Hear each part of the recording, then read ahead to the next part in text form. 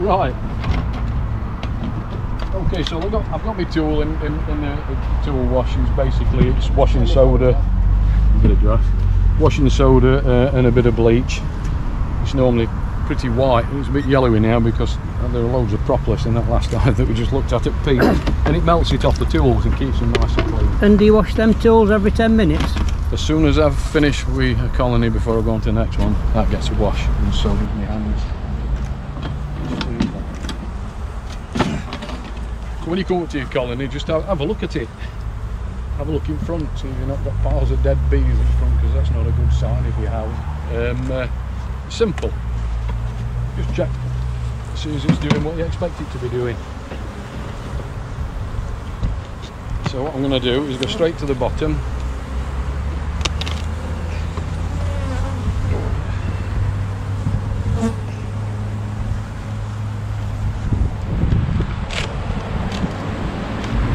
Oh, flipping it. Got some lead around here. Right, always be careful when you're taking your queen excluder off. Check for queen, because she sometimes likes to wander about on there, especially those plastic ones. Yeah, they play the queen excluder. Yeah, they are, yeah. So it's a good point to look. Yeah, yeah, they can stick them anywhere. Yeah. Yeah, one of those plastic ones, if you've got your queen on it and you just rip it off, you could end up in undergrowth. That's right. Yep. I always give it a shake and place it back on there that way around. The reason for that is if she was on there and I was blind and I didn't see her, she'd be straight back in that half.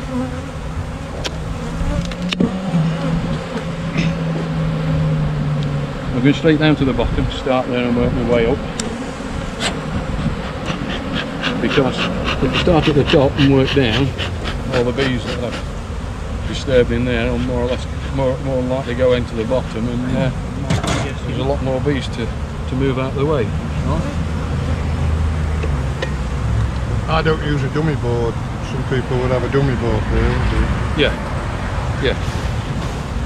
Got spacings on these are good, aren't they? So they're all right. Just make sure queen's not on it. Lay it on there. I usually lay it up front of the hive, but we're on a trailer. So what I'm looking for is anything that's not right. Don't look for pearly white brood, because it all should be good. It all should be pearly white. Just look for something that's not right, something different. No brood on any of these as yet. Look at the bees as well, you know, and there's nothing wrong with this colony. It's too good really, because there's nothing to point out again. Same as last. They're not aggressive, are they? They're not agitated. These are not aggressive. They're fine. They're all right. Physically, they all look okay. Any black, shiny, hairless abdomens or anything like that. No paralysis. No bees break dancing on top of frames or anything like that. It's perfectly okay.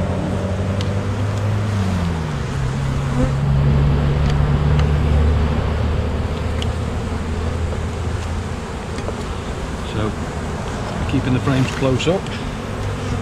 So Tim's putting the frames back in order, the same orientation. That's right. Keeping all the gaps to a minimum. Yep. And we've got eggs that are stuck straight up there, so they've been laid in the last 24 hours, so there's no need really to start shifting through it, trying to find queen, because you know she's more than likely still there. I was just smoking the edge of that frame there, just to get the bees out, squash them. So this is a good frame to look at for disease recognition. You've got lots of larvae in there around about the right age. And as you say, you're looking for something that stands out. That's it, something that's not right, and they're all perfect, there's no problem. As soon as I see anything, slightest thing, I'll point it out if I do.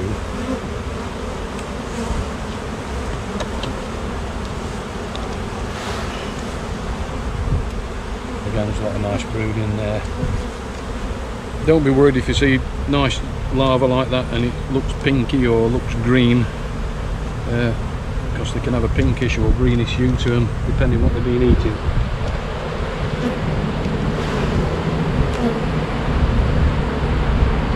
And again, that frame's all perfectly alright, no problems with that.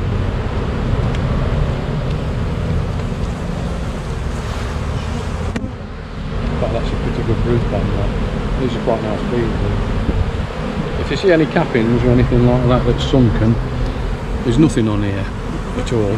But sometimes you get perforated cappings, and it's good to. Well, that's okay. But yeah, it's fine. That's okay.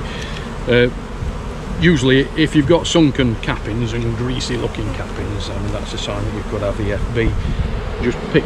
It's just getting to habit of picking the cells that look like they've been nibbled at with the bees. And if you see something brown and mushy in bottom, stick a matchstick in it. And if it comes out and ropes, then it's probably American foul brood. For the new beginners, Tim, can you explain what them zigzags are? Can you pull that one back out? You can obviously do them straight lines. That's just the wires and frames. So bees generally. Yeah, they don't like. Sometimes some of them just cover it all, but some of them don't like the wires for some nothing reason. to worry about like wax moth. No, it's not wax moth. No. You do get lines when you got wax moth in. They've been eating under the cappings, but there's not even any wax moth in this. There's nothing. Credit to the beekeeper. Yeah, but it's not good for pointing out problems when there are none. There are none. I've had a good inspector showing me how to do it, that's why. Yeah, Phil, Colin and Sandra. There's only been once, you've done most of them. Yeah, it's an excellent colony, that's fine, no problem at all. So there's no worry, you don't have to find queen because you know there's eggs in there. You don't need to find queen if you've got eggs that are stuck straight up. And then the chances are she's still in there. There's no queen cells or anything like that. I've heard said before you only need to cock the bottom up to have a look to see if there's any queen cells in. I can guarantee you that's not right. They'll stick them anywhere. Yeah, and sometimes they bury them under the, on the frame itself. Under the frame is very difficult to see. I always shake the bees off, even when I was commercially doing my own. Every frame I shake the bees off. Just have a look and see. You can see properly when you shoot them off. Don't do them any harm. They are, yeah. I've had people say to me they're a bit precious about the queens, but I've never come across a queen that's disappeared because I shoot the bees off the frame. You have to tip that half brood, Tim, and just have a look and film underneath it, see what it's like. Some play cups, but if they're serious about wanting to go, they'll put them anywhere, not just on bottom. Okay. So as you go through that, Tim, will you squash each one of those? If there's nothing in them? When you leave there's nothing in them, do you? Or what do you generally do? No, I usually knock them off the beat, yeah.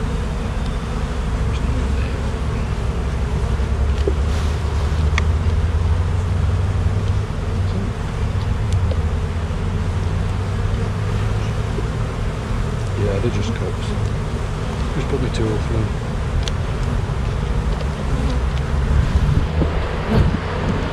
That one's got a larva in it. You want that knocking up? Yeah. Do you want that one down there? No, it's not. Okay. No, I've dosed enough for that.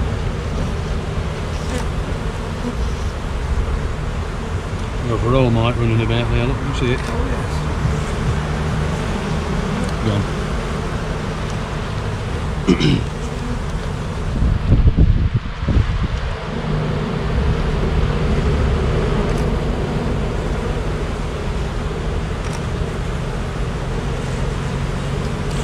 Perfect patch of brood. Strange how they put them under the drones, isn't it? Row of drones and a row of play cuts underneath.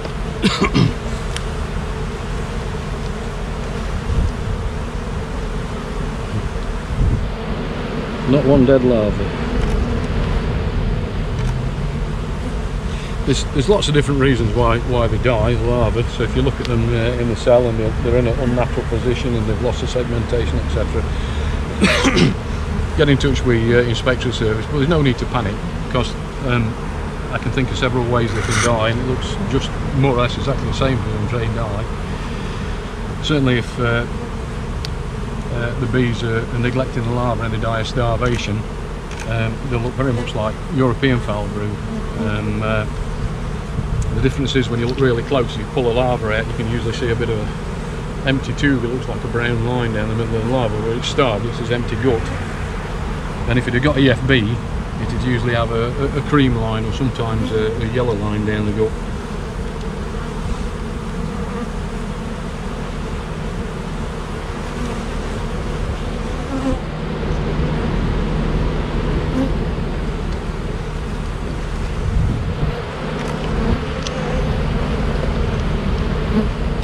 certain types of pollen can kill some of the larvae as well.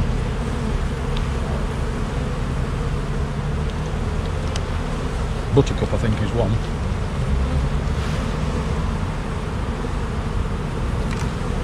Is brooding half your standard method then, Pete? Of, Yeah. I'm thinking about trying double brood actually.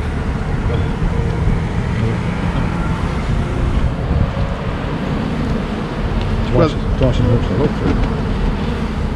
Same number of frames. Which is when, you know, back end of the season, you're not filling full of honey anyway, but turning up before. See, most of this is honey, half of this box is honey, so I don't think this colony would fill a double brood. Want to stick that one in the middle for me? Yeah, Something to do. I don't want to abscond in that one. so it's just back in reverse order. It should only take a few minutes to do an inspection. I mean, if you want to look for your queen, and then yeah, and knock yourself out. But to me, well, previously with commercially keeping bees, time wasn't very plentiful, so I had to get in there and do what I got to do as quick as I could. So, just to recap,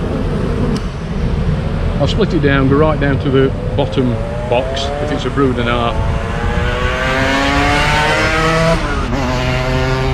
or a double brood. I just take it straight down to the bottom brood box, inspect that, put the second box back on, inspect that, and then back together. I'm just looking for disease or anything that's not right.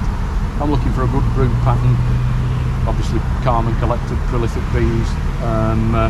Looking for signs of paralysis, so black, shiny bees with hairless abdomens, and it's not easy to see as well until you've seen it. Once you've seen it, you can't unsee it, you know what I mean?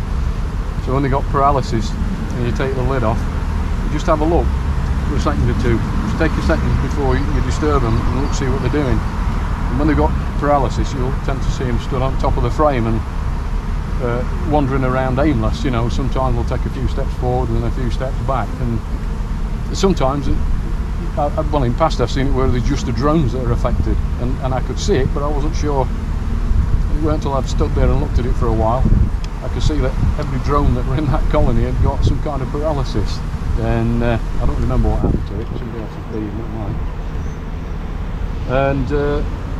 And then just look for something that's not right. Heavy varroa is sometimes very obvious, isn't it, with the deformed wings? Yeah, well, deformed wing virus has been around a long time. I think it was around before varroa came into country. Remember, Brother Adam had made some comment about deformed wing virus, but yeah, it does make it worse. Yeah. It's heavy, isn't it? Just put this box on. It's got a bit, they've not got long left in that one either. No, just throw them in.